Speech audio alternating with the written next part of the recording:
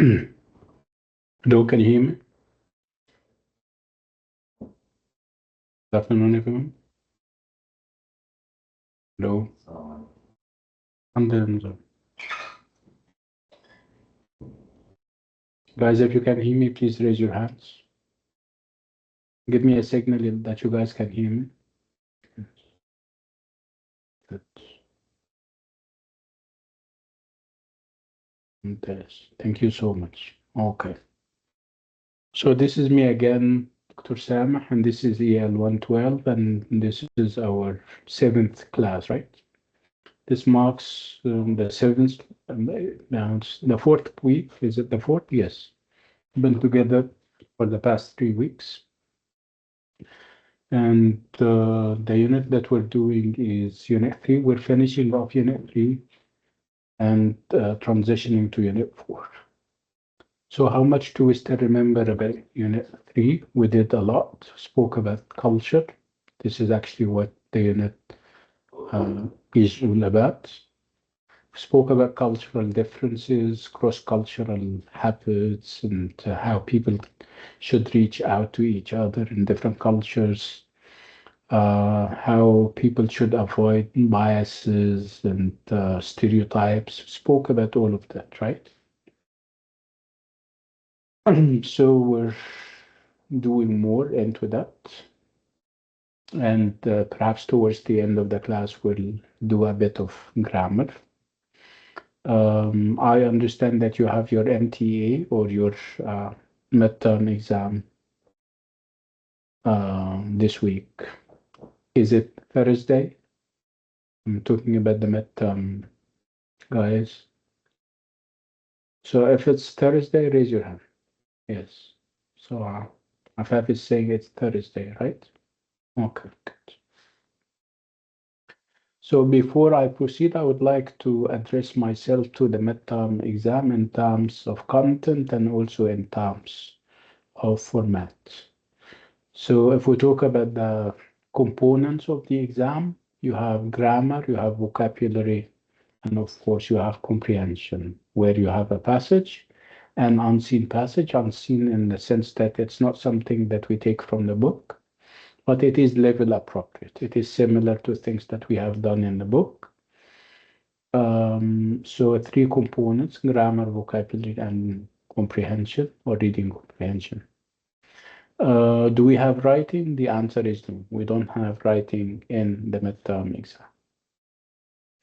So how much does the midterm cover in terms of material? It covers the first 3 units. Okay, so that's only the first 3 units in terms of grammar, in terms of vocab, and like I said, the comprehension passage is from outside the book. The exam lasts for an hour. It's only 1 hour, and it's going to be multiple choice kind of questions where you don't have to write anything. Okay, where do we do the exam? Is it online? The answer is no. You have to go to the university and do the exam from there.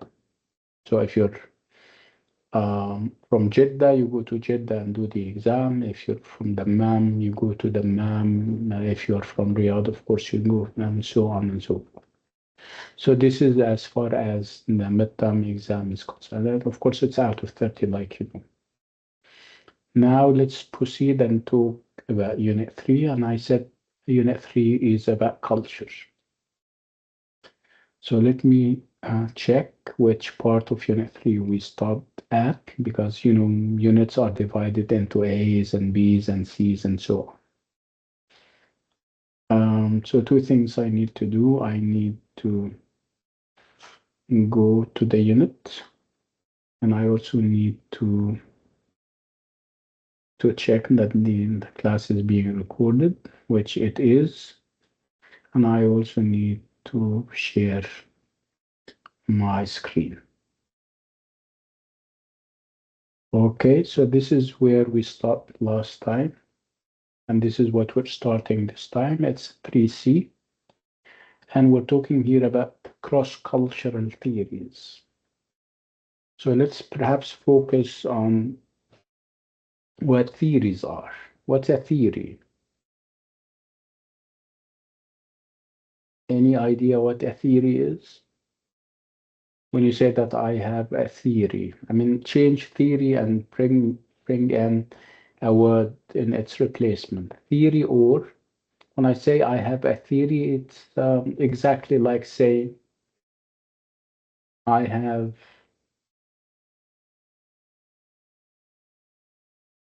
an idea, a proposal, a suggestion, right?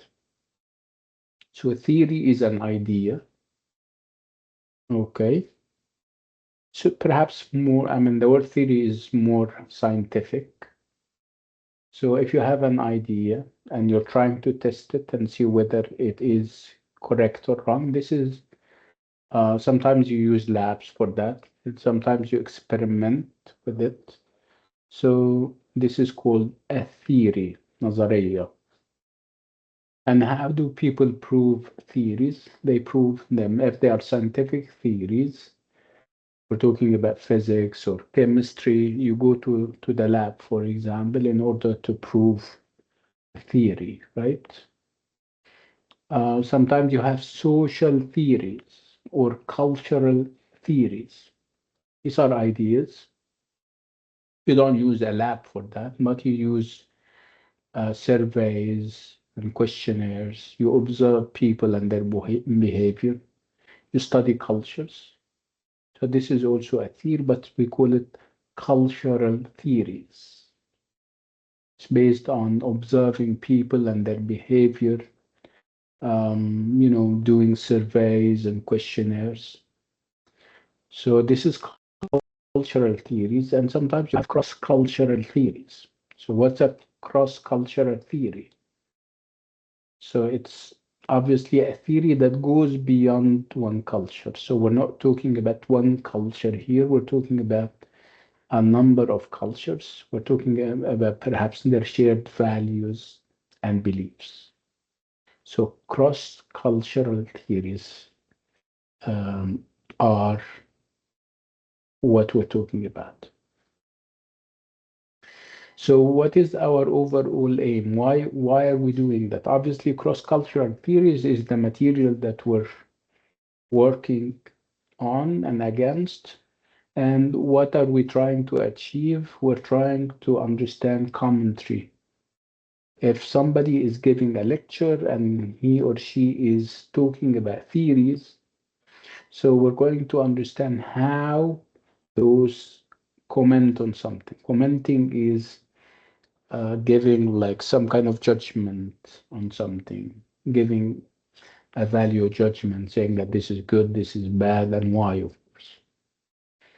Okay, so one of the theories that we're going to talk about, whether we're talking about theories or models, is what we call the iceberg model of culture. You know what an iceberg is, right?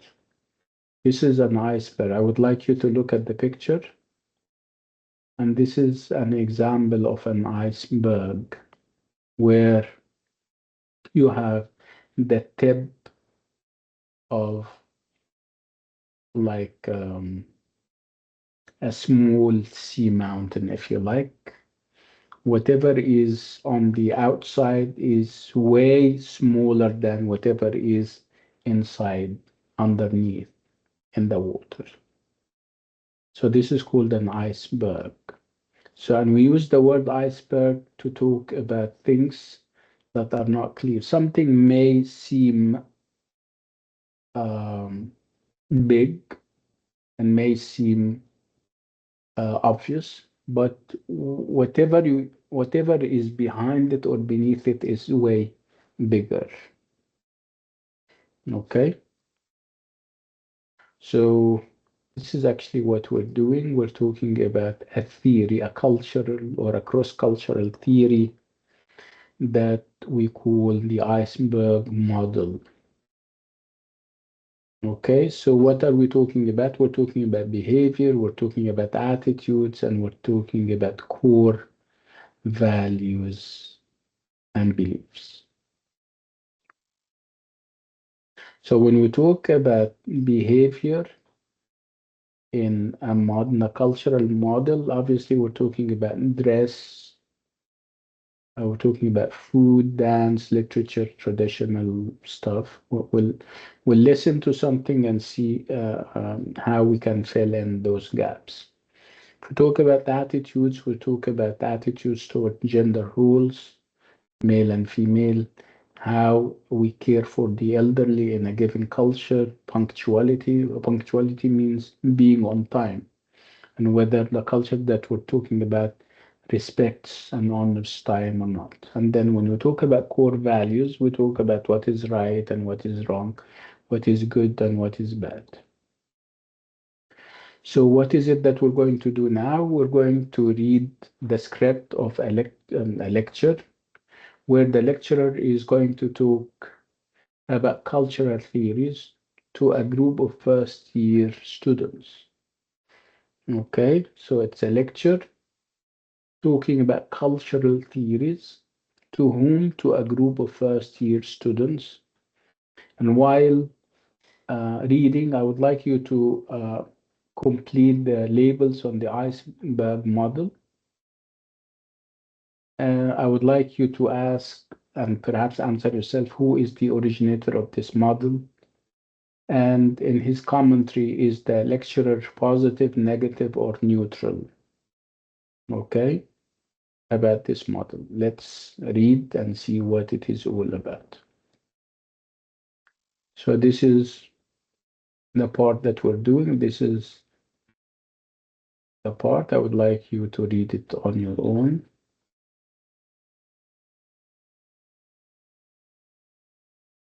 Let me make it a little bigger.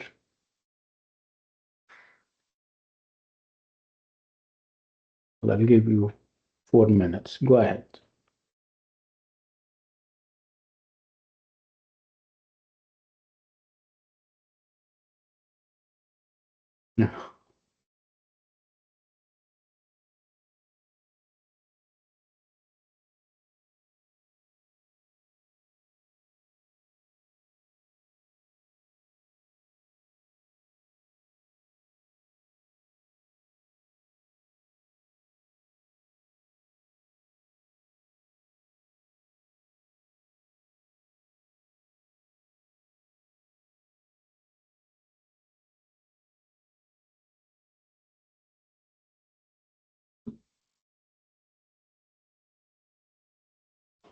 مرحبا دكتور سامح، كيف Hi. حالك؟ أهلا وسهلا. Who's that? أنا عندي امتحان الميد ترم تبع الرايتنج، أوكي؟ That's fine يا تهاني. ربنا طيب يوفقك. شكرا. بس بعد آه. إذنك ممكن بس بعد ما تخلصوا المحاضرة تحطوا بس اللينك على الواتساب عشان أقدر أدخل لها بعدين. Absolutely. No problem. أوكي، ثانك يو، باي باي. You're welcome. Bye bye.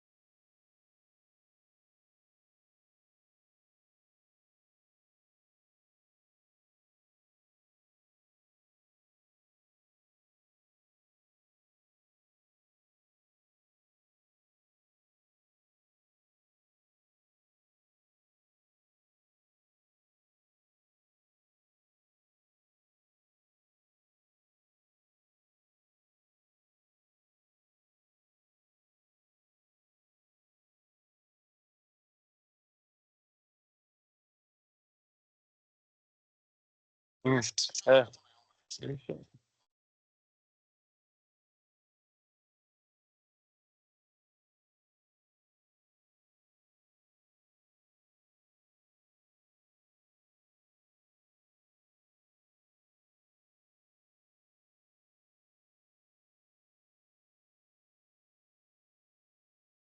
Okay.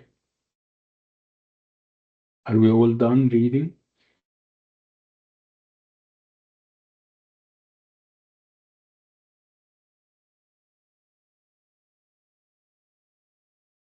Okay. So what did we understand, if any?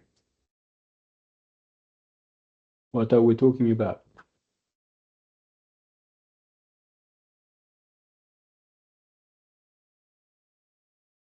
Raise your hand.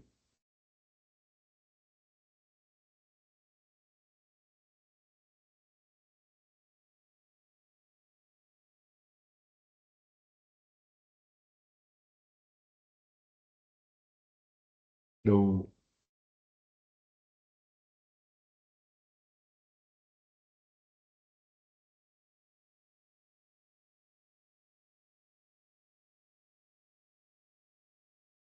No. Can you hear me at all?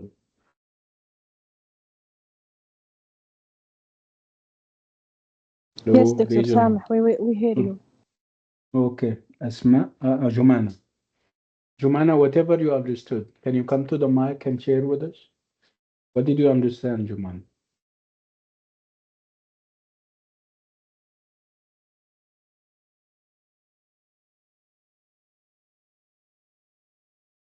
Sorry, Doctor, I still didn't finish the read. Okay, you're still reading, huh? Okay. Yes, yes. Okay.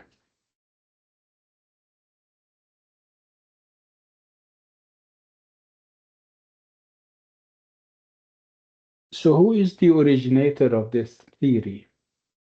What do we call this model or theory? Just to remember?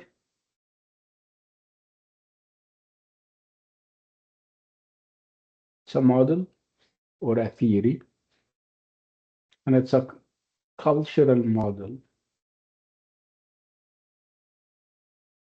What's the name of the model? Just to remember?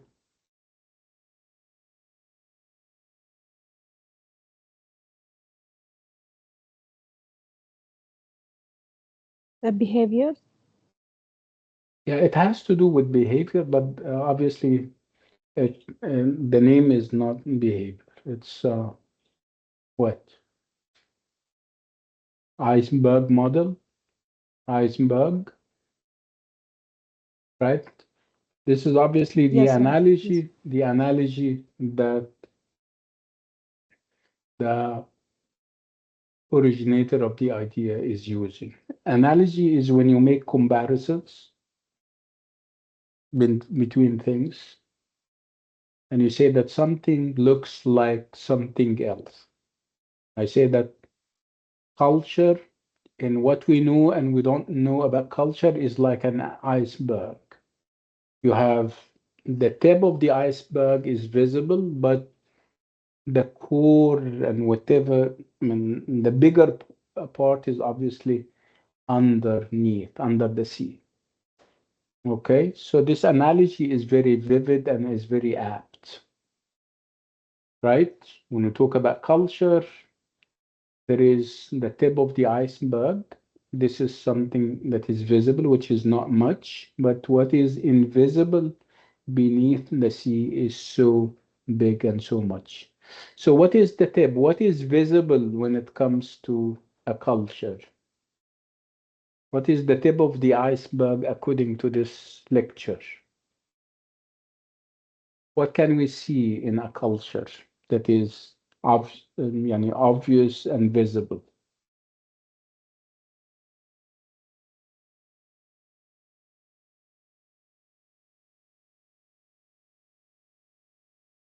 Behavior, for example, right? Yeah, you can see Yes, people Doctor, right. and their behavior. Okay. But other things are not very visible, right? when you talk about values, when you talk about values that change and translate into attitudes, right? Okay. What else? What else did you understand from this lecture?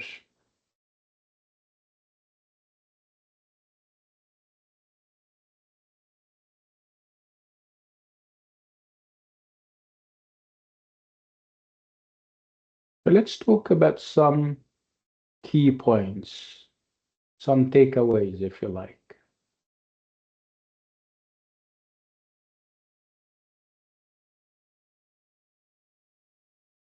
So obviously, we're talking about cultural differences and how to deal with them. Again, more specifically, we're talking about key theories about cultural differences and intercultural communication.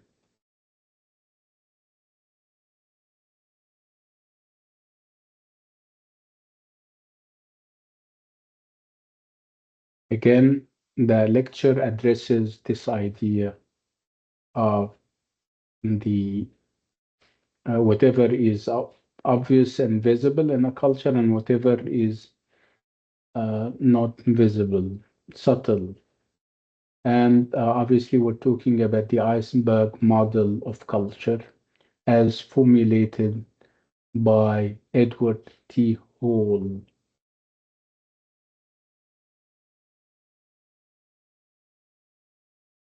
And of course, like I said, the analogy of the iceberg is very vivid and very apt because, like the iceberg, whatever we know about culture is beneath, is not very visible.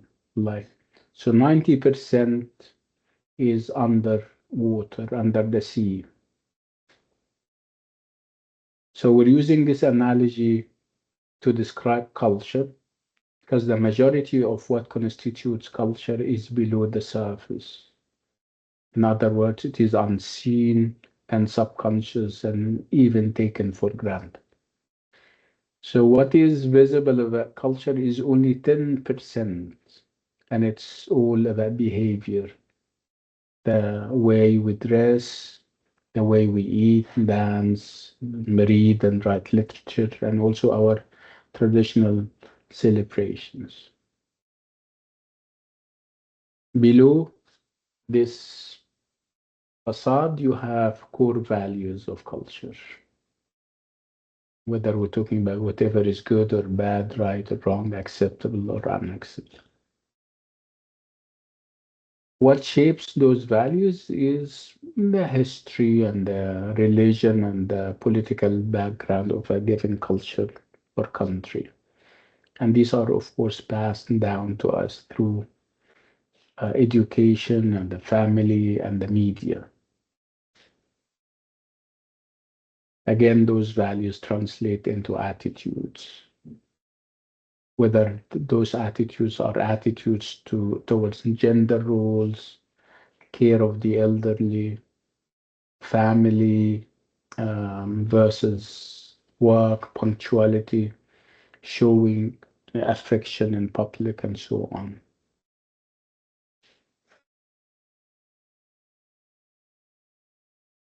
So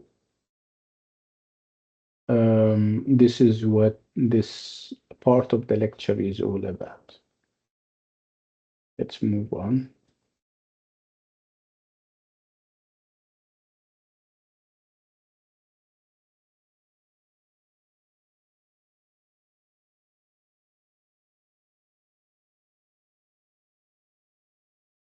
So what do you think of this model, and in what ways could it help to understand another person and their culture? What do you think of this model? Come to the mic and share. Do you think it's a good one? Do you think it really reflects what culture is? Would it perhaps help in us understanding other people and their cultures? What do you think?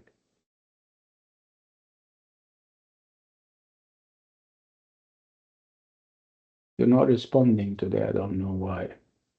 You're not reacting. Why? Or perhaps why not?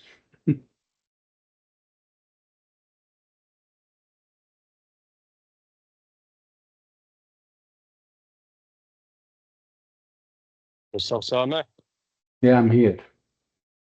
sorry, today I cannot participate because I have loading work. Just I Okay. am listening. Okay, Abdulhadi. Allah يوفقك. أجمعين إن شاء الله.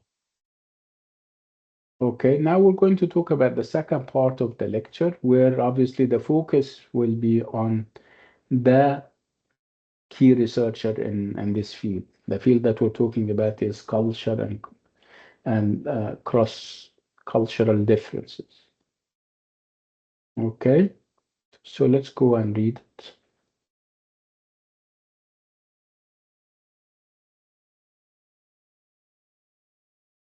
This is the part that we're talking about, 3.5, starting here, and then moving on to talk about this part.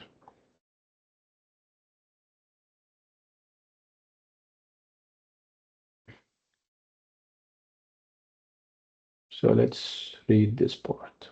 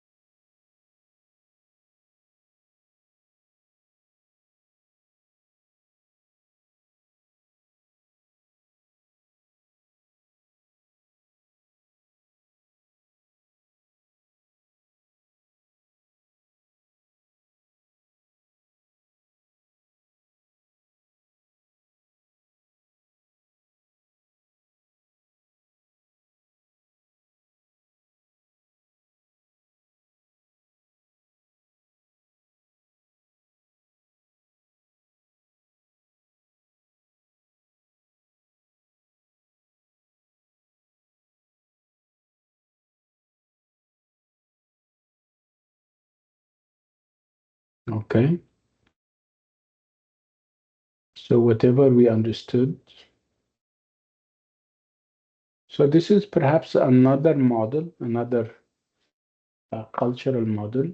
The first being the iceberg model. This one is different. So how much do we know about this model, and who is the originator of this model? Is it the same like the first one, the same model originator, or are we talking about a different person?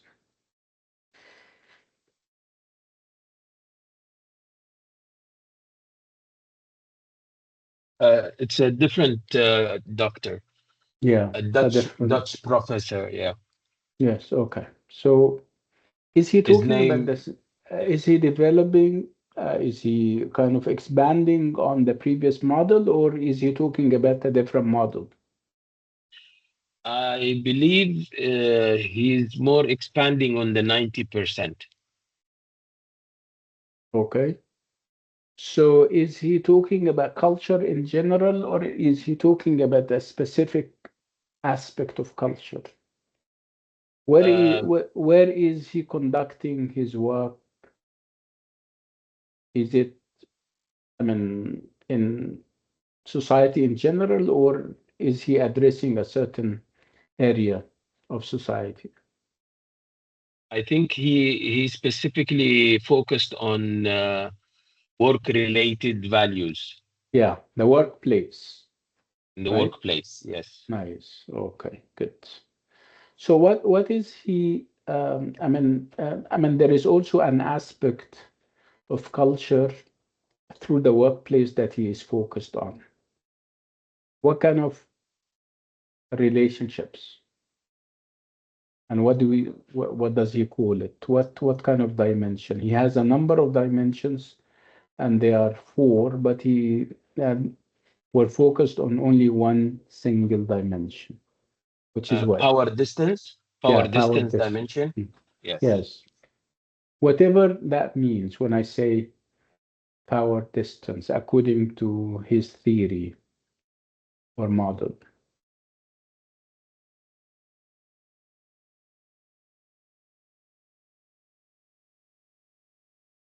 It relates to what? To the idea of Uh, receiving instructions and orders, and whether yes. you, Subordinates. Yeah, the yes, whether, subordinate expect bosses to tell them what to do. okay. Yes. So it's, I mean, he obviously conducted a number of surveys, and um, it depends on the survey. It depends on the score that people kind of have on the survey. So if your score is high, it means that you come from a culture that honors and respect hierarchy. Okay, and as such, you are likely to obey and follow the instructions coming to you from a senior, somebody who is kind of senior to you, somebody who is superior. If your score is low when it comes to power distance, it means that you're not likely to follow instructions and orders because you think of yourself as equal to the one who is giving the orders. And he gave the example of two countries. Do you still remember those Yes. two Saudi countries? Arabia. Yeah. Yes. Saudi Arabia and Denmark. Oh, okay. What did he say about Denmark? Did they score high or did Very they low. score low? Which means, They don't follow orders. yeah. Uh, So people think that they are all equal and they should be treated as such. No hierarchies, right? right. Um, according to him, it's different in Saudi Arabia where people respect and honor hierarchy, right? Okay. Right. Right. This is interesting. Let's move on.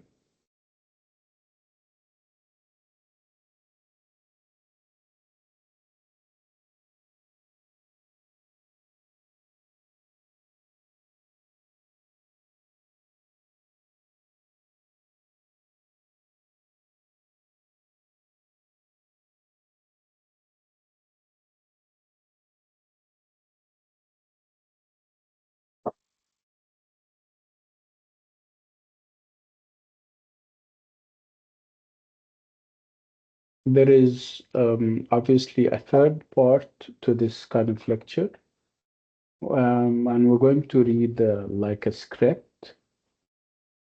Again, it's on the later part of the lecture, where we're going to meet words like monochronic, polychronic, and stuff like that. Let's go and check.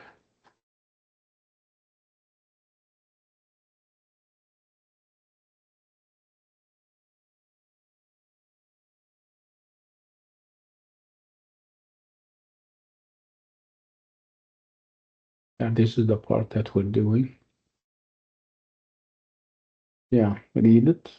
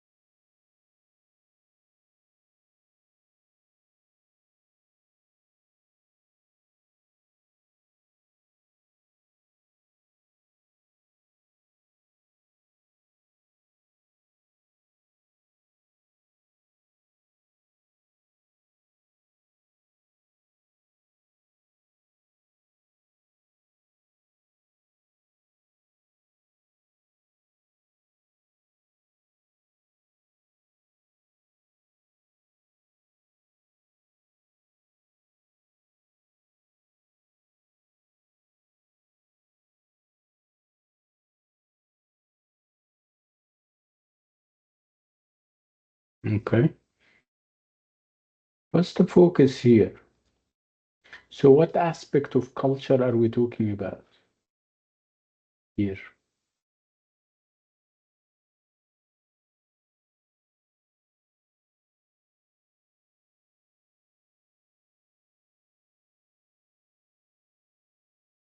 Hello?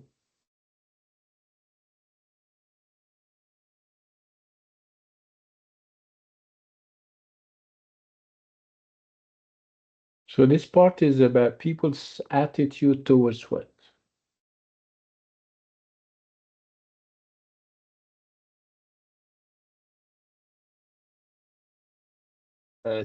Time But and yeah. So how different are cultures when it comes to time? Do we uh, believe in the idea of time in the same way? I mean, all cultures are perhaps in agreement or have consensus over what time is and what it stands for. from whatever we have read here? What do you think? Yeah, I believe so. So he made a comparison between polychronic and monochronic culture. So which means we have a difference here, right, That's Asad? true. Yes, Okay, so people from different cultures perceive time differently, true. and that translates into different attitudes towards time, Absolutely, right? yes. And he gave that names and labels. Like you said, he has monochronic societies when it comes to time, and we have polychronic society. Whatever he means by monochronic societies when it comes to time. Saleh, go ahead. I think they value time and punctuality. It's important for them, and uh, messing up the time, that's it shows immediately unrespect to the monochronic person. So, you're trying to say that monochronic societies, More, then they value time and they consider it a commodity, which means that yes, time is money, like we're saying, right? absolutely, yes, So that's why if you have a task, you have to assign time for it, when people start and when people finish. There has to be a deadline, right? that's true. How about polychronic societies? Uh, he didn't mention here, but I'm saying they are more easy when it comes to time. In I believe they are more into intellectual uh, things. So when they take time, yes, they don't receive doing the task on time, but they do it better. So it is, you want the task to be done on time, or you want it to be done more uh, At leisure. At leisure means that perhaps it will be done in a more proper way, right? yes, true. Yeah, so polychronic societies, according to him, um, perceive time as flexible and unlimited. And those societies are happy with a large number of tasks being carried out at the same time.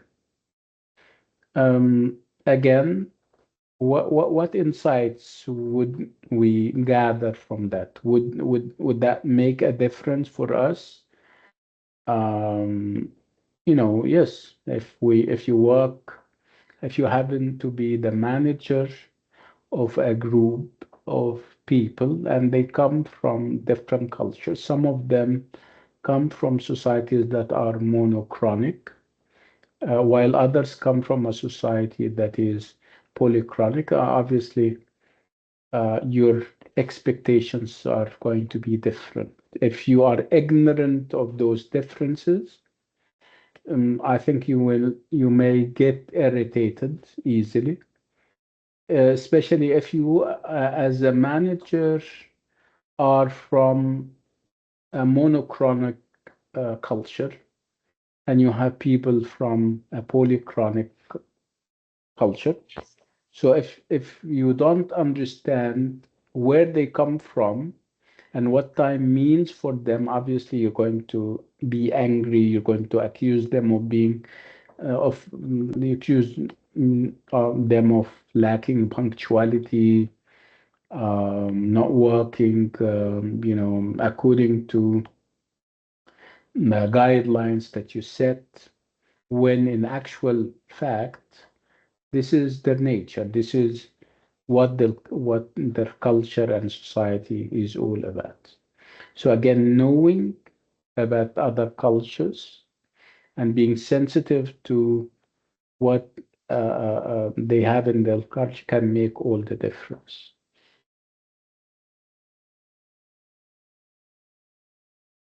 So people should receive, this is obviously the bottom line, people should receive training on the subtleties of cultures, what those cultures are and what they value and what they don't and stuff like that.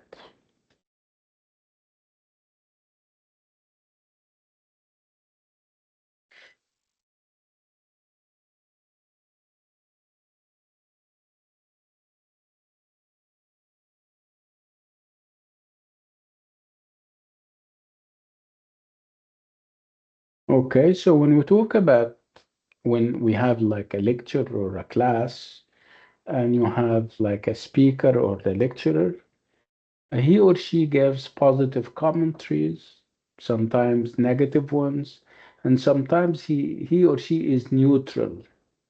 Neutral means that he doesn't take a stand. He's not for or against something. Okay, what do we call negative commentary? We call it criticism, نقد. Okay,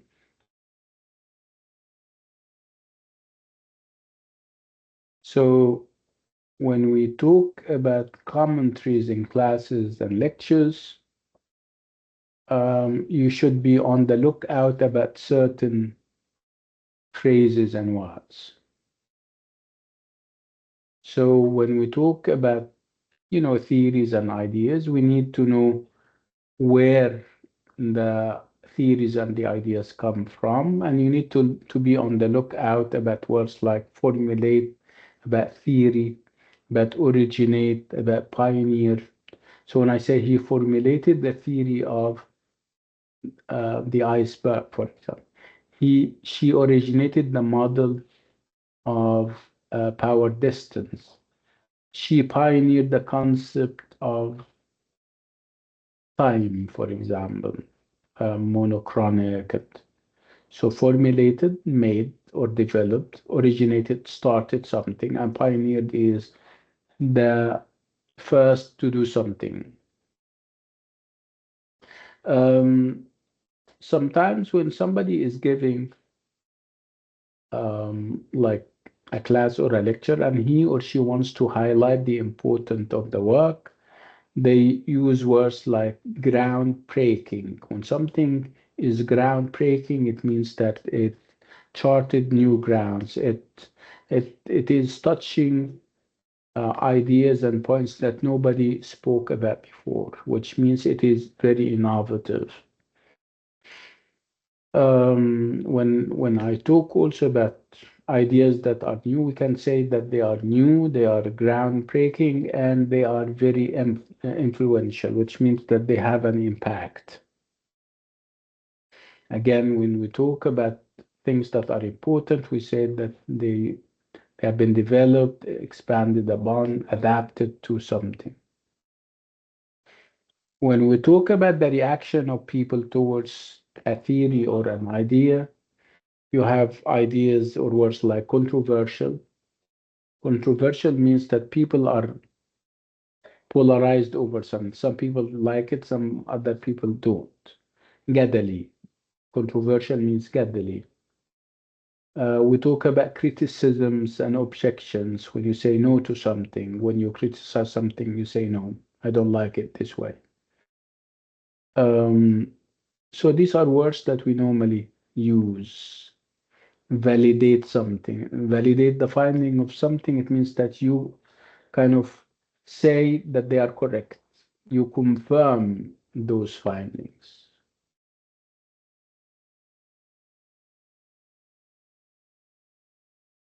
Well, I leave the writing part for now because it's not part of the midterm, and I'll go all the way to the grammar section. But before I do that, I'll give you a 10-minute break so that we make a transition between whatever I said and whatever we're going to say.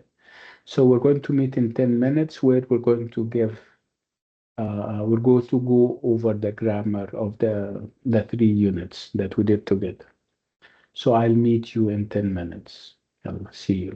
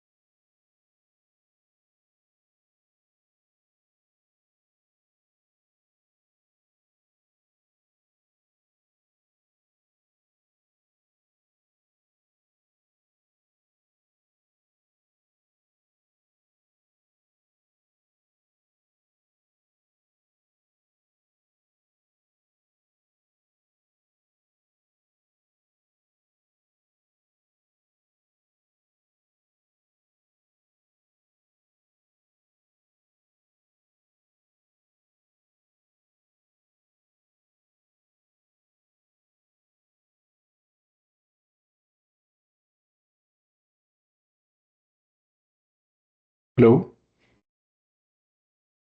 I'm back. If you guys are back, raise your hands.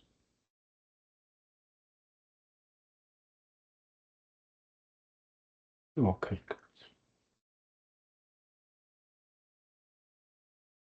Okay, so I'll go through the vocab items throughout the 3 units, and then I transition to the grammar parts.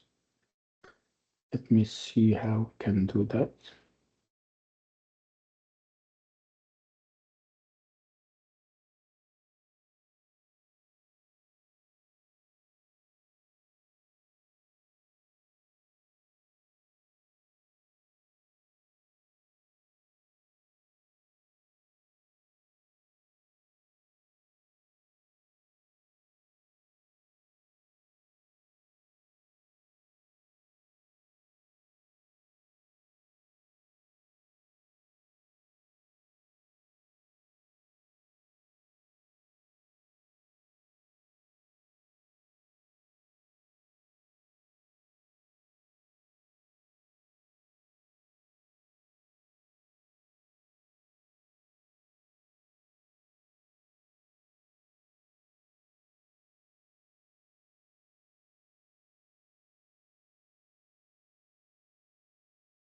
Okay, so now I'm sharing my book, and I'm starting right from the very beginning.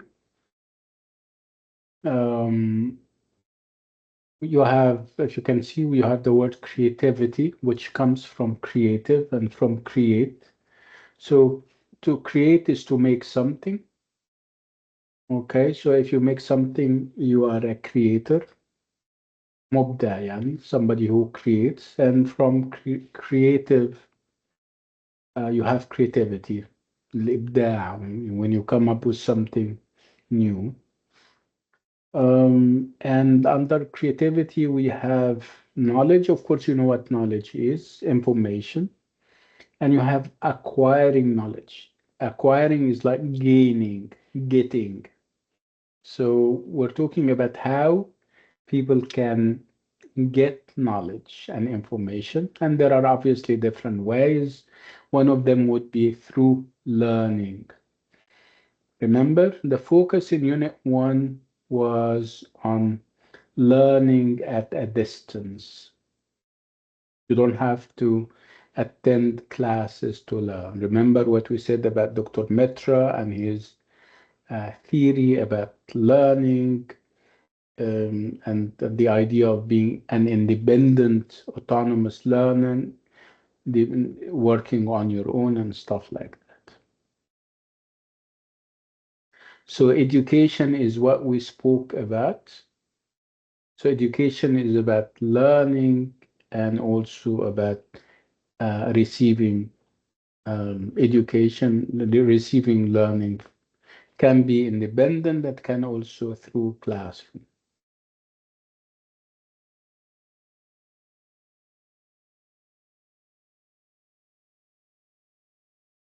Spoke about schools and colleges, the good among them, and who in those good schools is more responsible for your learning. Is it your teacher or you yourself as a learner? And we have debated that. We said that it can be both, but there is obviously a focus on you yourself becoming a lifelong learner, learning on your own, right? This part was about effective teaching and learning. Effective means good. When I talk about effective teaching, I mean that the teacher is good and he knows how to deliver the material, he knows how to teach. And effective learning is also good. Effective learning is about you as a learner, the one who receives the information. And effective learning means that you are a good learner and you know how to learn. Again, this is all now done through educational technology, through technology of the classroom, when you have teams like the one that we're having, when you have overhead projectors, PowerPoint presentations. These are all, aspects of technology that we refer to as educational technology. And of course, not every one of us is in favor of educational technology. Some of us are in favor. In favor of means that they like or they love something. So some of us are in favor of educational technology, and some of us are not in favor of educational technology. They like traditional classrooms. Spoke about these different classroom situations where depending on the context you can tell whether people are in favor of educational technology or not. In A, for example, we're talking about the classroom of the future where there is a great deal of technology. The focus is obviously on what we call digital technology. When I say something is digital, I mean computers and internet. And what is it that they are trying to teach? They are trying to teach digital literacy. Literacy, if you still remember, is about knowing how to do something. When I say digital literacy, I mean knowing how to use the computer, knowing how to use the internet and uh, mobiles and stuff like that. In B, the focus is not on educational technology as much as it is about group dynamics. It's about collaboration. When people cooperate, they work together, communicating together. The focus is on critical thinking. When you ask questions, when you ask further questions until you understand something very well. You weigh things and you talk about the positives and the negatives. So there is also talk about problem solving, about creativity. So these are all ways as how you can learn. And this is obviously embracing or adopting or using these skills. And this is, of course, for the benefit of the entire society in the future. Um, in C, which is obviously a different class scenario, there is no talk about technology. Technology is banned. When you ban something, it means that you don't allow it. What is it that people ban, or governments perhaps? Sometimes they ban books, they ban using mobiles in classrooms, for example, or in schools. I heard the other day, was it yesterday, that I think in Denmark or in the Netherlands, they are now banning mobile phones, the internet and mobile phones from school. Again, in D, there is no internet to talk about. There is no nothing of educational technology is used. We're talking about a rural area in Rajasthan in India. Rural means countryside, villages, which is obviously the opposite of the city. We're talking about people who are illiterate. When we said that if you're illiterate, it means that you are unable to read and write. And it's all collaborative work. It is all hands-on activities. They are using their hands.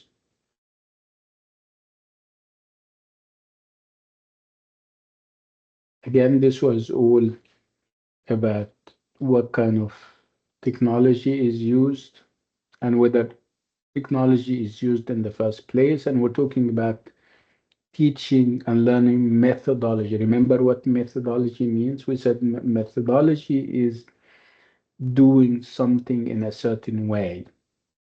We talk about teaching methodology. We talk about managing methodology. If you have a way of doing something as a manager, you have your own methods and methodology.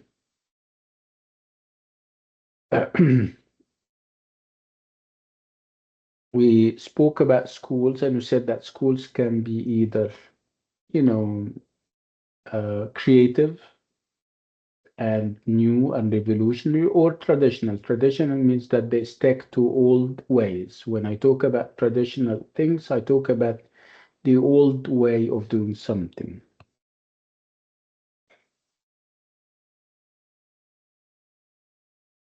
When we talk about alternative ways of doing something, it means that things that you're not familiar with, new ways of doing something is called alternative, بدائل. And of course, not using alternatives can be risky. You are endangering and putting at risk or endangering whole societies by creating unimaginative things. Unimaginative means that you don't have imagination.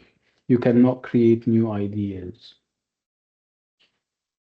When we talk about questions, you give questions or you pose them, posing questions.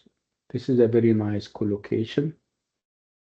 Again, talking about education, sometimes you have mentors, people who are perhaps older, they have more experience, and they don't teach you. They only encourage you, they give you advice, but they don't directly teach you. What they do is that they provide guidance.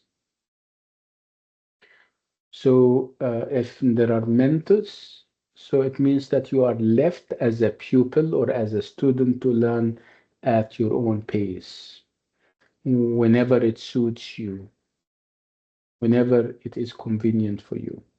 Again, when we talk about education and teaching and learn, we talk about motivation. Motivation means that you want to learn. If your motivational levels are high, it means that you want to learn.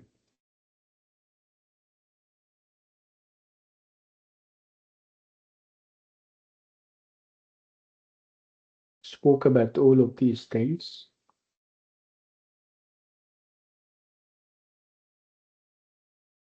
And this is where Esther or Dr. Metra comes in, and this is where independent learning is. Independent means that you don't depend on a teacher. You rely and depend on yourself.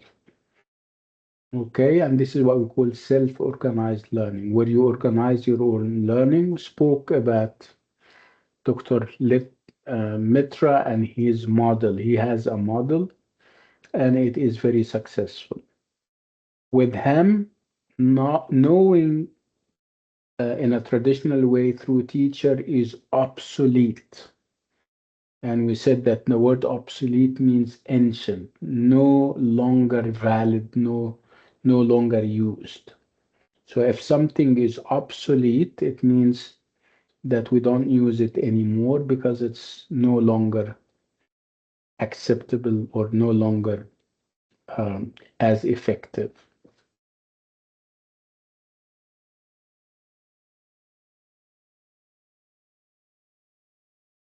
What did we say about Dr. Metra? We said that he is an educationalist. Educationalist means somebody who works in the field of education. When we say that he is a radical educationalist, it means that he came up with very new ideas. Radical ideas means very revolutionary. He pioneered things. He started things that nobody else is using, and he is challenging old ideas. Again, he did that through experiments with computers and internet access in a remote village. Remote means very far away, or slum areas. Slums are places that are not you know, are not urban and are not built, areas that are not built or organized in a correct way. There is no urban planning for them. Proper urban planning, we call them عشوائيات. Slum areas are عشوائيات.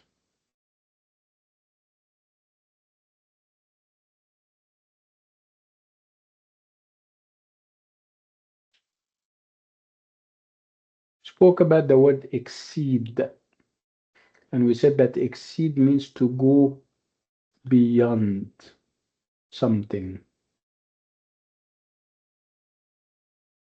Exceed expectations. It went beyond. We expected something and it achieved it and a dash extra.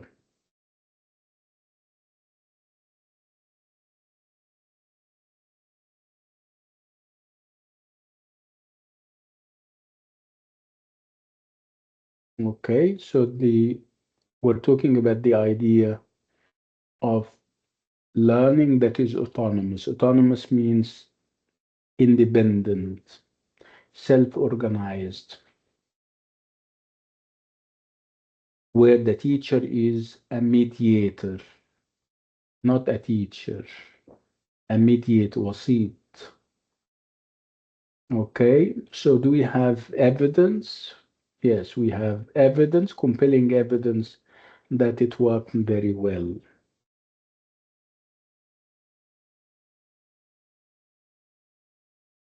And then we spoke about flipped classrooms. And this is another self-learning methodology where the focus is obviously on the learner, not on the teacher. What do we know about flipped classrooms?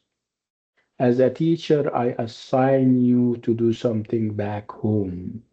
It's not homework. It's doing research, preparing, doing presentations, and then when you come, you are ready to discuss whatever you have done with the rest of the class. This is called flipped classrooms. And it's a nice approach. Approach is like methodology. And we have the example of Khalil. Khalil was not doing very well in class. He used to see figures and sums on the board, but he didn't understand them. But over time, when the teacher started this flipped classroom system or approach, he changed and he started to understand. So not understanding was inevitable يعني محتوم, because of the way the teacher used to do stuff. But over time, when they migrated to flipped classroom, he changed. He started to understand and everything.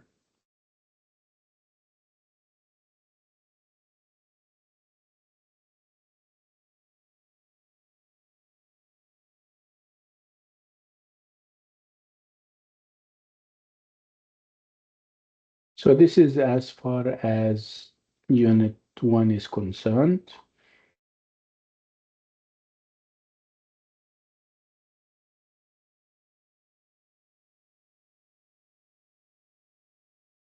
So we still have words like advise. To advise somebody to do something is to encourage him to say, do this in a certain, do it.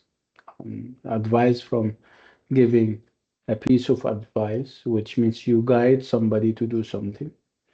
Avoid doing something, it means that you're trying to ask somebody not to do something. To avoid it is to steer away from it, not to do something. Spoke about banning something. Ban is to ask somebody not to do something, because and if he or she does it, there will be consequences. He will be deprived of something. And then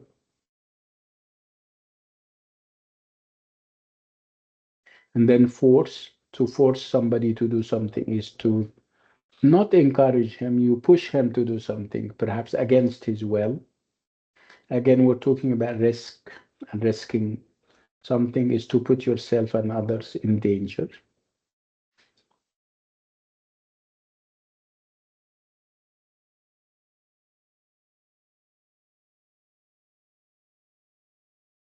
This is also an interesting piece where we're talking about working offshore in the middle of the sea, in oil companies mostly. The vessel is like a ship. To carry out something is to execute it, to do a task. Of course, repairing is like fixing something. Of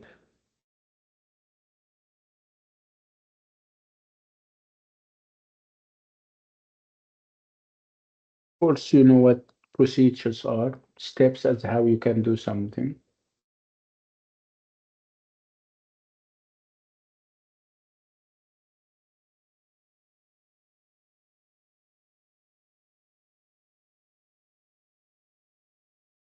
And this is the end of Unit 1.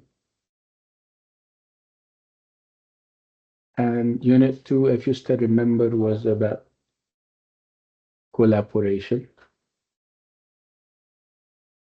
If you still remember, when we spoke about collaboration, it was about tasks that people do, whether they do these tasks on their own, alone, or as part of a group or part of a team. And we spoke.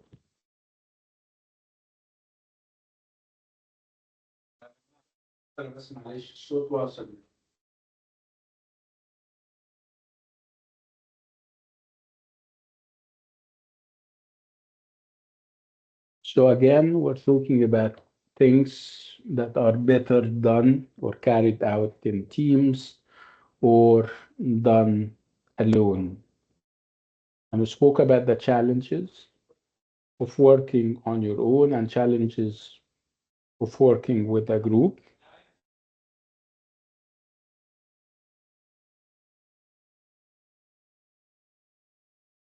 So joining groups and establishing rapport and ending conflicts. And this was what the whole unit is about. Remember, the overall idea was networking. Networking here means connecting with other people for business purposes, for future business. Establishing rapport means that you try to break the ice with people, you try to talk to them in a nice way so that you can build relationships with them.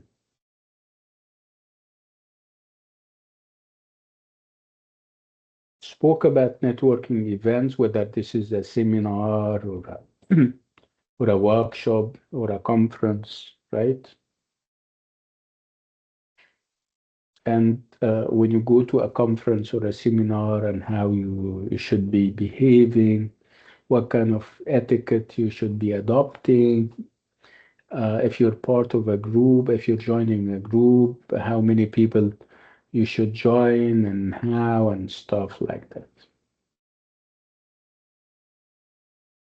Spoke about preparing for an event as part of your networking activities and how you should dress appropriately in a suitable way because you're going to meet, perhaps potential employer. We said potential means possible.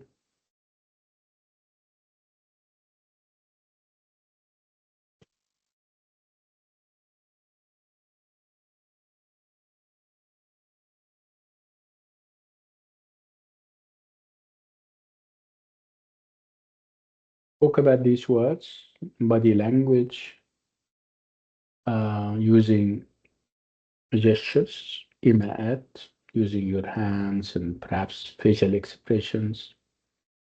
Spoke about collaborate and collaboration, I mean cooperating and working together. said that outfit is clothes that you wear for a particular occasion. We call it outfit. And of course, we said rapport is when you have a close understanding relationship with someone.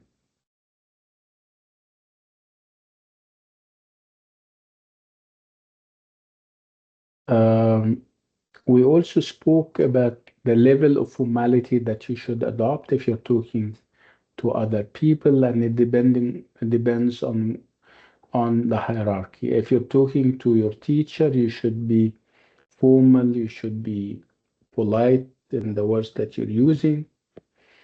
If you're speaking to people who are on the same level, your peers and your classmates, you can be casual with them.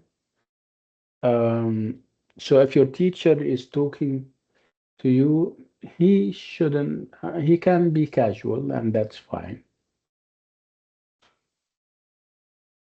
Spoke about how people communicate on a group, and if it's a project, a group project that they're having, they can use WhatsApp, they can use emails, they can hold meetings, right?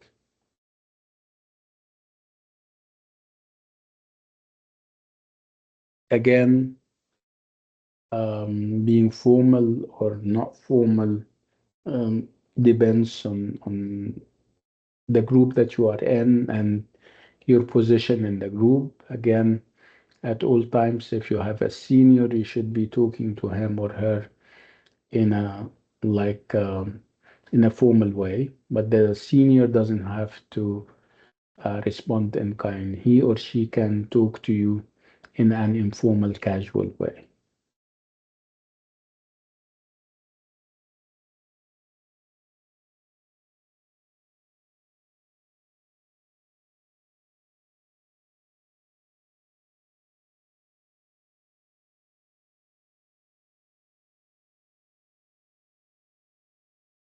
Here, this part is also about it's about classrooms, but perhaps from a collaborative point of view, where the focus here is not on being on individual learning. It's more on group learning where you have hands-on activities. When you see things, you don't do things in a theoretical way. No, there is uh, a practical part to it.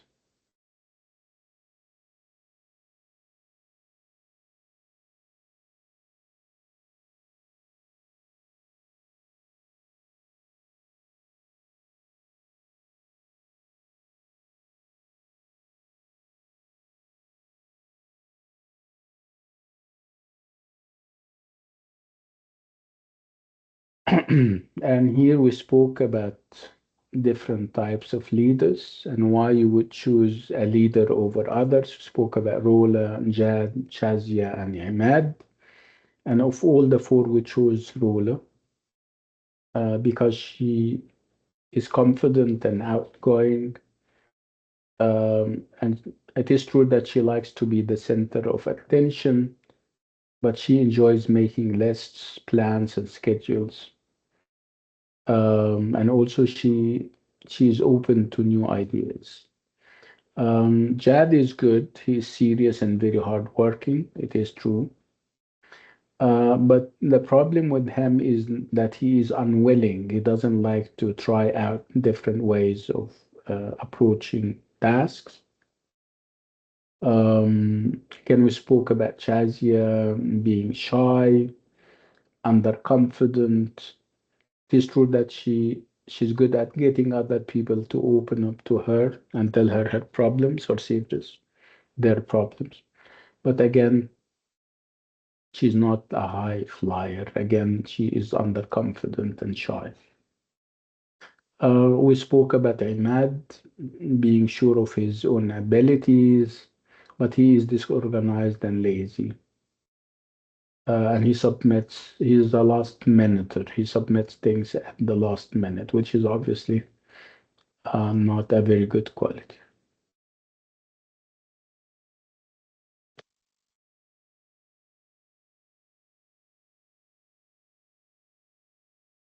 And then we have Unit 3, and this is what we've been doing over the past 2 weeks. Let's go to Unit 1 and go to the grammar parts.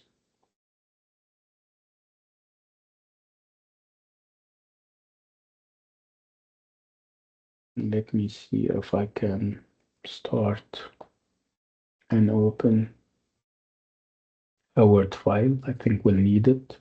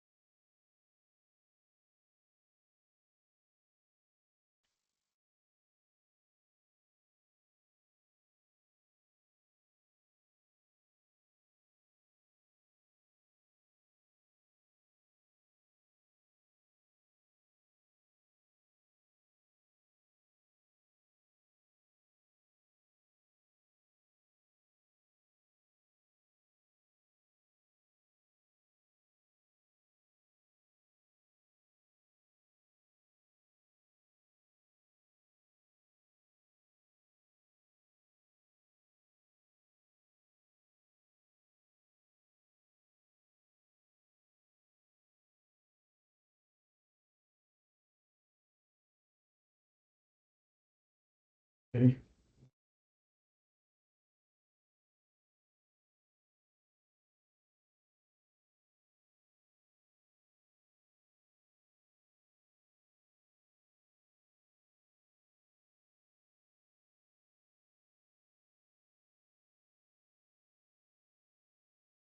We're now doing the grammar part.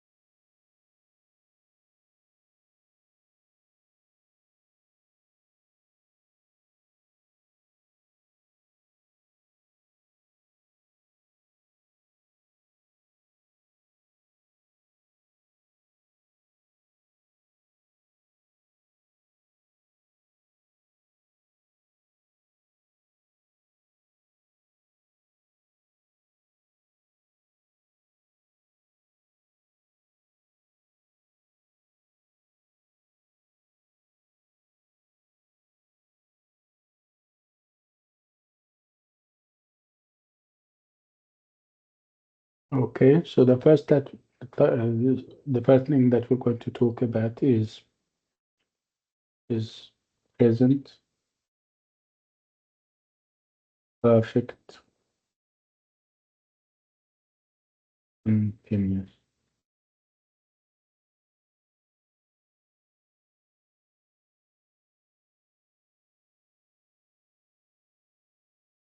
So let's start with present perfect.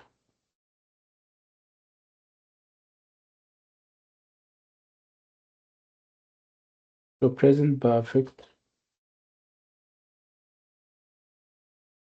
has signs and markers like has or have plus past parts and things like I have arrived. So I have arrived is present perfect.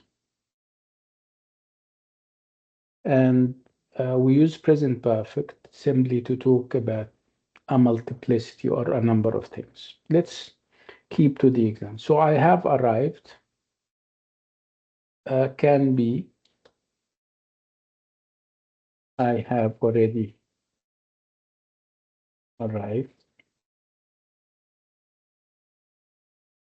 which means that I arrived earlier. Somebody is checking whether I still on the way perhaps, and I say I have already arrived. Like when somebody is inviting me to lunch and I say I have already eaten. Okay, somebody is checking whether I have submitted my assignments. I have already submitted it. Okay, so you use the present perfect and use already to show that you have done something earlier. You're done with it already. What happens if it's not yet? So that's the same example. You're going to say, I haven't arrived yet, which means that you are perhaps on the way. So I haven't arrived yet. Okay, so if you are in the middle of something and you haven't finished it, you say, I haven't, and then past participle yet. Have you taken, I ask you, for example, whether you have taken your lunch, and you simply say, we haven't taken our lunch yet. We haven't eaten our lunch yet. Some of you are at work. You would simply say, we haven't gone home yet. We are still at work. Okay, so already positive, not yet is negative, and not yet means that you haven't finished. You are in the middle of something. So I have already arrived. It means that you have accomplished something. What happens if you say, I have just arrived? So you're indicating to somebody that that something has been accomplished by you, and it's very fresh. So come and eat with it. I have just finished eating. I have just eaten my lunch, which means that a little earlier before you spoke to me, I have done something. I have just arrived. I have just submitted my work. She has just left, which means a little earlier before we spoke. توا للحظة or something like that. So I have already arrived. I haven't arrived yet. I have just arrived.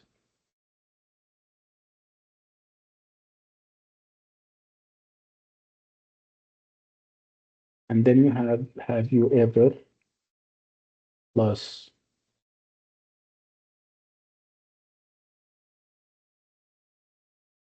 have you ever plus past participle. And it's about checking whether somebody has done something perhaps once in his life. So have you ever traveled to China? So I'm talking about perhaps once in a lifetime possibility. Have you ever traveled to China? Yes, I have, or no, I haven't. Have you ever eaten sushi?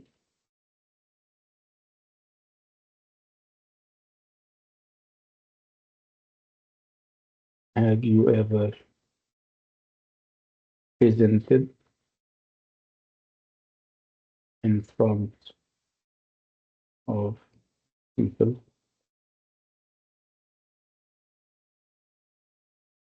Have you ever climbed a mountain?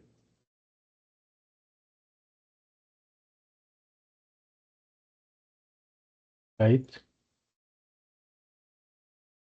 So these are once in a lifetime, perhaps adventures or things. So have you ever, plus the past participle?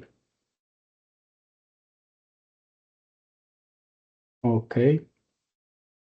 What else about present perfect? These are the situations when you can use the present perfect. So let's add continuous to it. Let's talk about present perfect continuous. Where obviously here you're talking about a work in progress, something that started in the past, and this past can be 5 minutes ago, and it can be last night, it can even be years, but it's a work in progress. It's something that you're still doing. Um, how long have I been teaching you Unit 3? So I'm going to say I have been teaching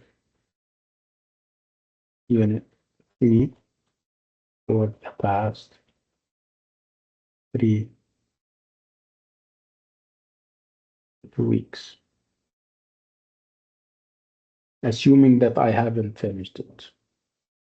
So Sarli, remember when I said Sarli or Baali? I've been teaching Unit 3 for the past 2 weeks. I asked you about your experience with English, and some of you said, I have been studying English for the past 5 years. Sarli, Sarli 5 سنين. Can be more, it can be less, right? How long have you been waiting? I have been waiting since early morning, which means that he is still waiting, by the way.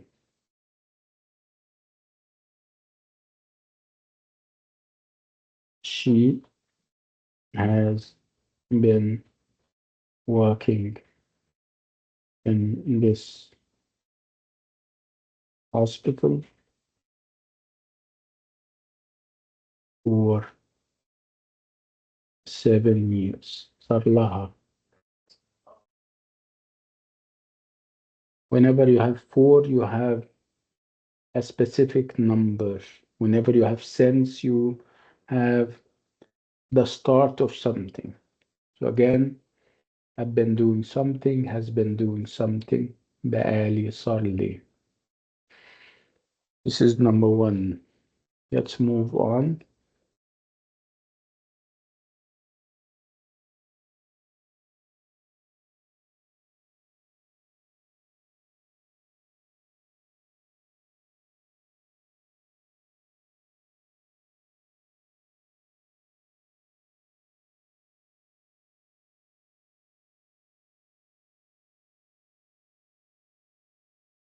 Yeah, this is also interesting.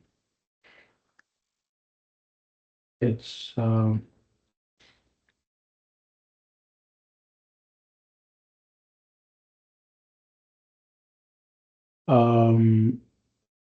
normally in English, I think it applies also to other languages. There, we don't have two verbs running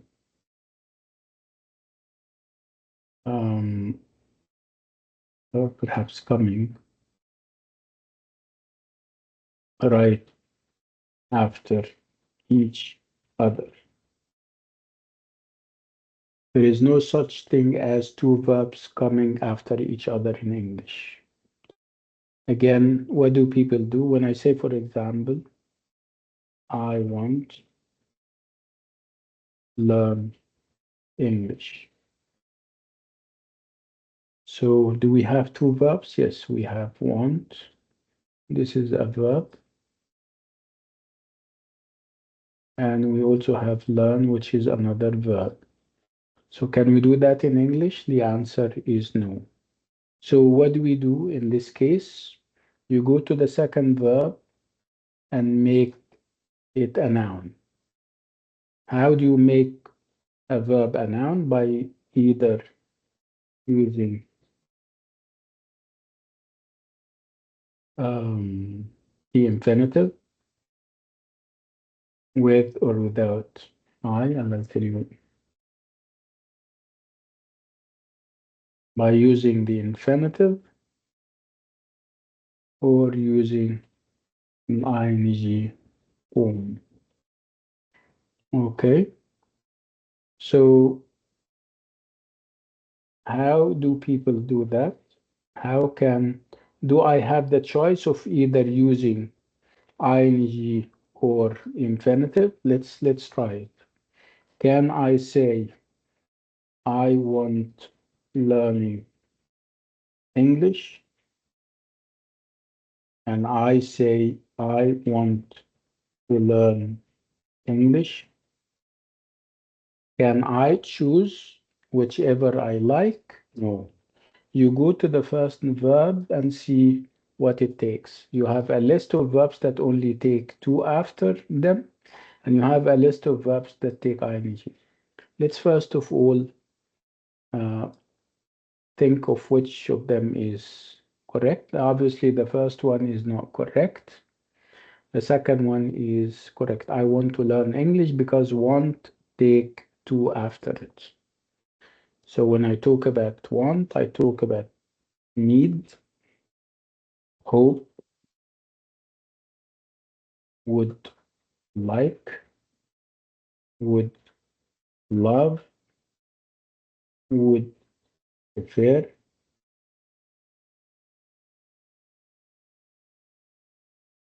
promise.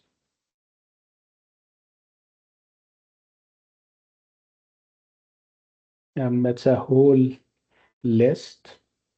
So I need to, I hope to, I would like to, I would love to, I would prefer to, I promise to, I commit to. It's a lot of things. Okay, so after these verbs, you use to plus the ing.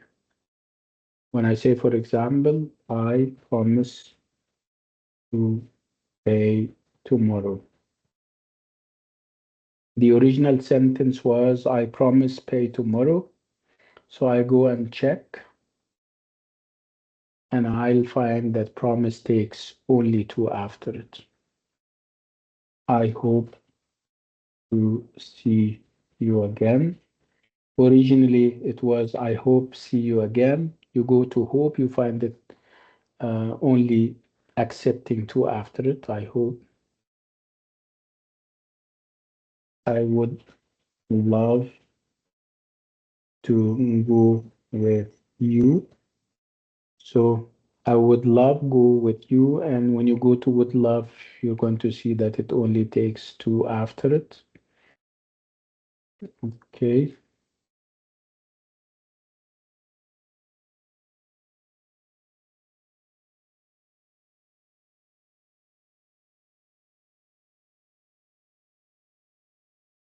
Okay.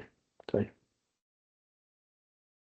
So there are verbs that only accept ing after. When I say ing forms verbs or verbs like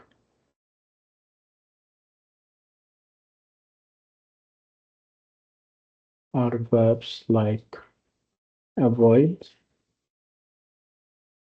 verbs like finish, verbs like enjoy, fancy, imagine, consider. So after these verbs, you need verb plus ing. Let me give you examples. I say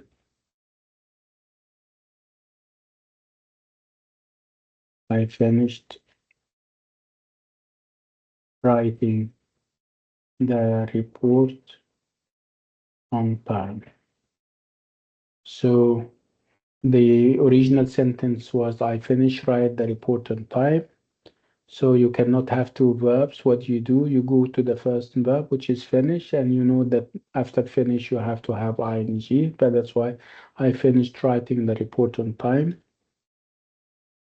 I say I enjoy listening to music. The original sentence, I enjoy listen to music. You cannot have two verbs, enjoy and listen, and you have to change the second one. You go to enjoy and you find that it only takes ing. That's why I say I enjoy listening to music.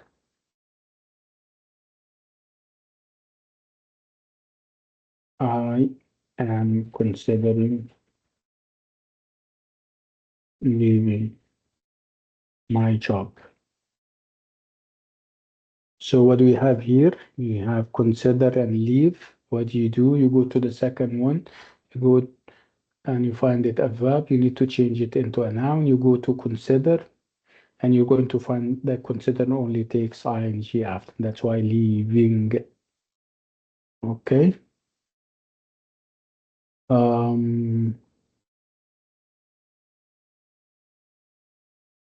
Okay. Sometimes you have this structure. You have subject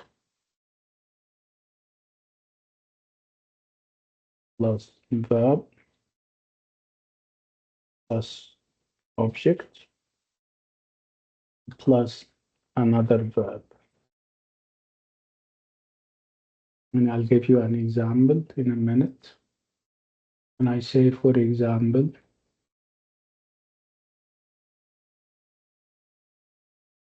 I taught him to drive. I taught him to drive. What is the original sentence? The original sentence is I taught him drive. Okay. So obviously this is a wrong sentence. Okay. So you have a second verb. Okay. So what you do, you either keep the verb as is, or you add to. So you go to the first verb and see. If you have teach, you have to have to. That's why it has to be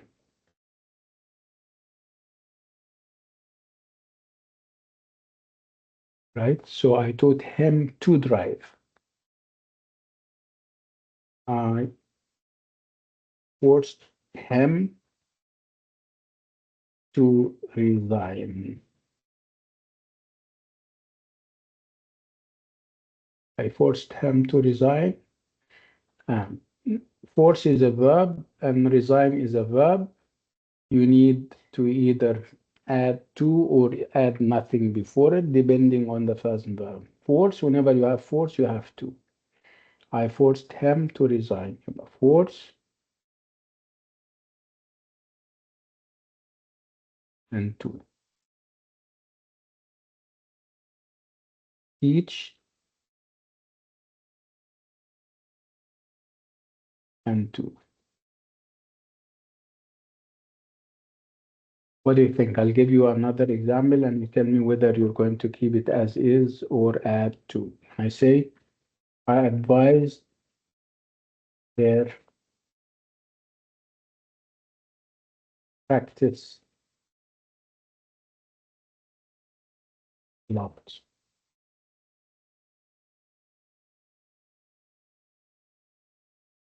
What do you think? Do you think this sentence is correct? I advised her practice a lot? No, we add to. No. Yeah, okay. So do we have two verbs? Yes, we have advise and we have practice, right? So what do we do with the second verb, you either add to or you keep it as is. Are we going to keep it as is? The answer is no, according to Saleh, and I happen to agree with them. So it's going to be, I advised her to practice a lot. Does it make sense? Absolutely. Right, let's move on.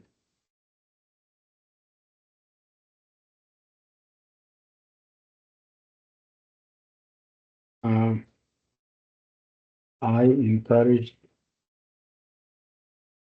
him accept the offer. Was this sentence correct?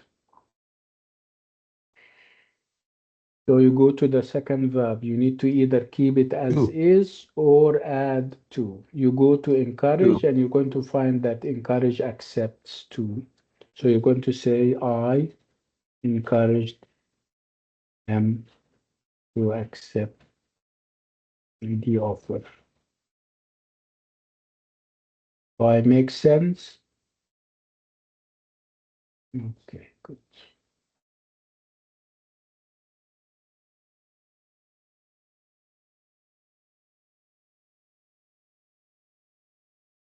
Okay.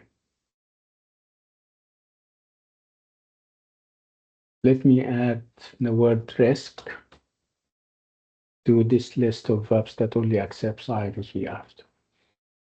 Okay. So what happens if I made him consider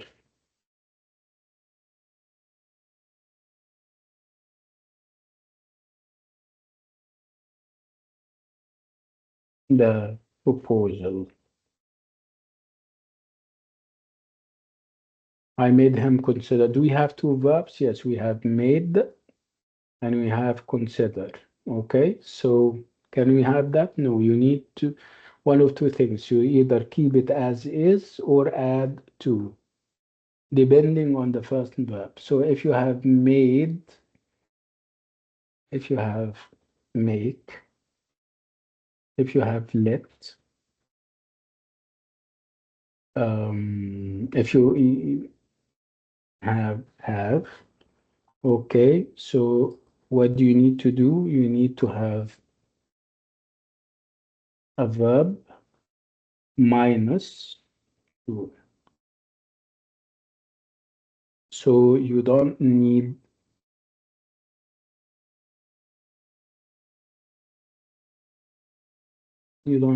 to. So you're going to say, I made him consider. So I made him consider is a correct sentence. Okay. It is Simpson. Yeah, it is. What is the sentence?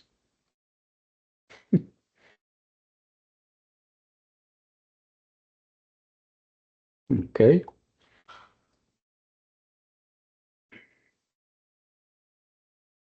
He let me. You tell me whether to use to or nothing. She let me to or nothing go early. What do you think? Should I say she let me to go or go? She let me go early. Because we have let, whenever you have let or have or make, you don't need to, right? Minus two. Do I make sense when I say, for example, I had him to fix or fix the car? What do you think? Which of them is correct?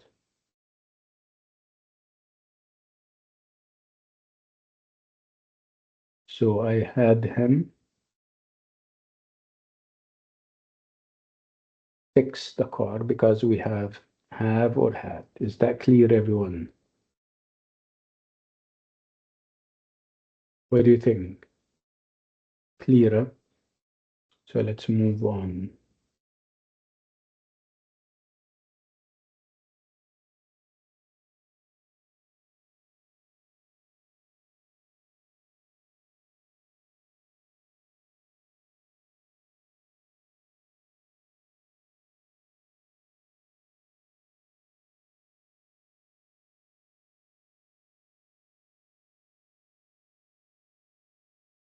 Okay,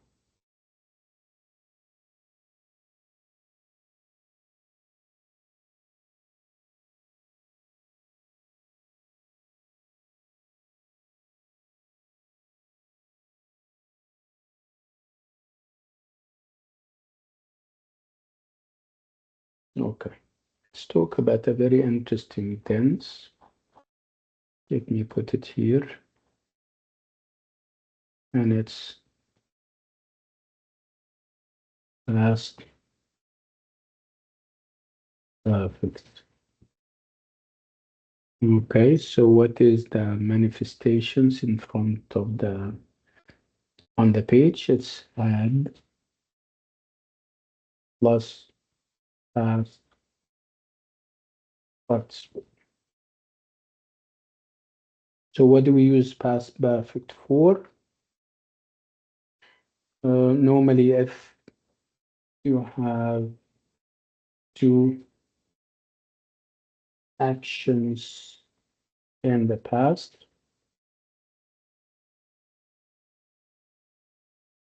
and you are trying to indicate two words that one is older or earlier.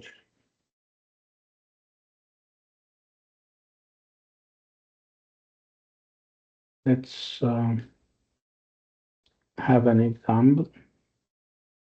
Two events in the past. I went home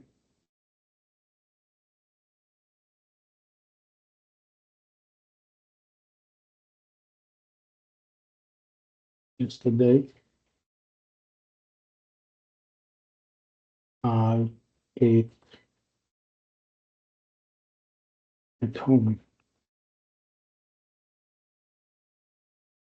So I can simply say after I had gone home yesterday,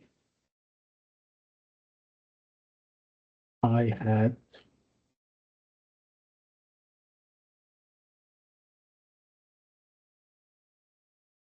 I ate. So what do you understand? You understand that I went home first and then I ate. Submitting, for example, a TMA or an assignment.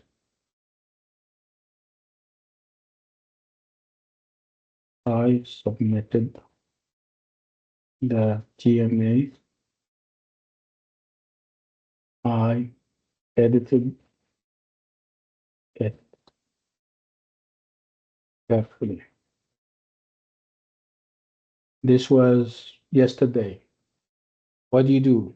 Do you submit the TMA and then edit it afterwards or the other way around? So remember that this was yesterday or last night. So what are you going to say? You can say I edited before, carefully. yes, I had, because this is the first thing that you did. I had edited the TMA carefully.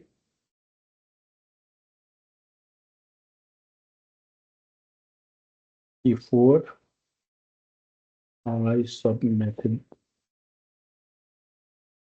it, right? Or after I had edited the TMA carefully, I submitted it. Does it make sense?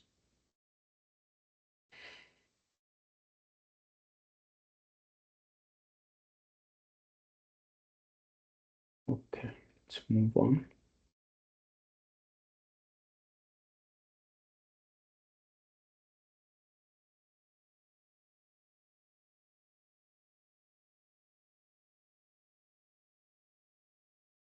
Okay, so I'll stop on this note and with this item because you have a lot to process as a matter of fact. You still have time to do the rest of the grammar and a general revision on Wednesday. صح؟ لأنه the exam is on Thursday, right? No? Can we have a copy of this word, please? ما فيش مشكلة. And the recording too, you will have the recording. But this is not my question. My question is whether we still have time before the midterm exam. Is the midterm on Thursday ولا what? Asking Yes. everyone. Yeah, if it's on Thursday, so we still have Wednesday to do the rest of the grammar and do a general revision inshallah. Inshallah. طيب. طيب, on this note and with this item, we come to the end of today's lovely class, and I'll see you on Wednesday. Assalamu alaikum. Bye bye. Alaikum assalam wa rahmatullah.